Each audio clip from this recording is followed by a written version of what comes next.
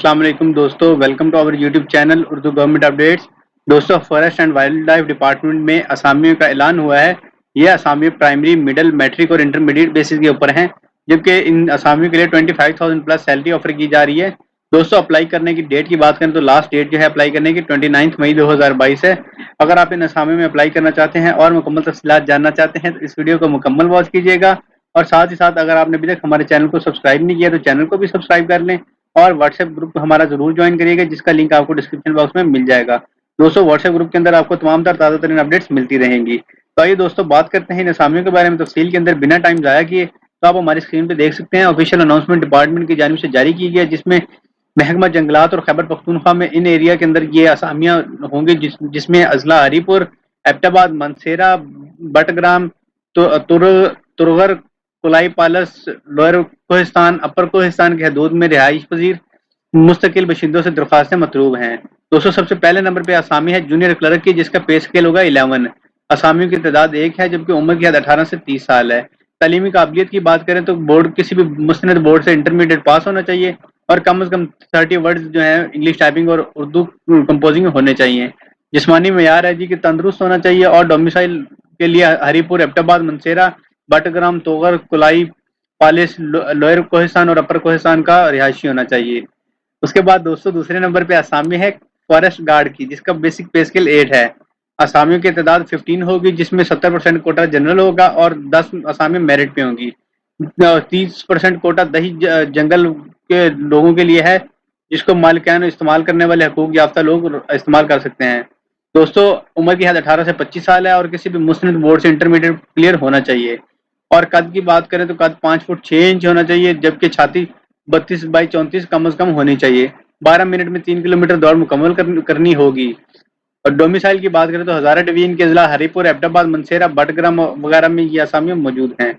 उसके बाद पटवारी की असामी है, जिसका पे स्केल 8 होगा और असामियों की तादाद 2 है।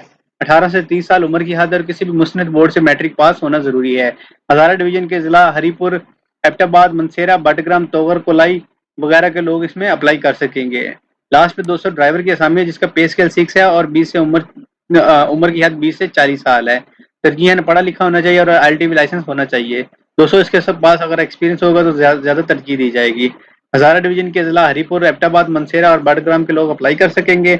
लास्ट पे कुछ शराइत दी गई, जिसके मुताबिक तमाम उम्मीदवार जो हैं वो HTS यानी हायरिंग टेस्टिंग सर्विस के थ्रू अप्लाई करेंगे वेबसाइट पे, और अप्लाई करने के बाद अपना जो दरख्वास्त फॉर्म होगा उसको ऑनलाइन अप्लाई करके प्रिंट कर लेंगे, जो कि आप 30 जून 2022 तक जमा करवाएंगे। दोस्तों, ऑनलाइन अप्लाई करने के बाद आप प्रिंट करेंगे फॉर्म और फॉर्म के साथ ही आपको चालान फॉर्म भी मिल जाएगा, जो कि 400 रुपये होगा। आपने SBL या MCB की किसी भी ब्रांच में जमा करवानी है।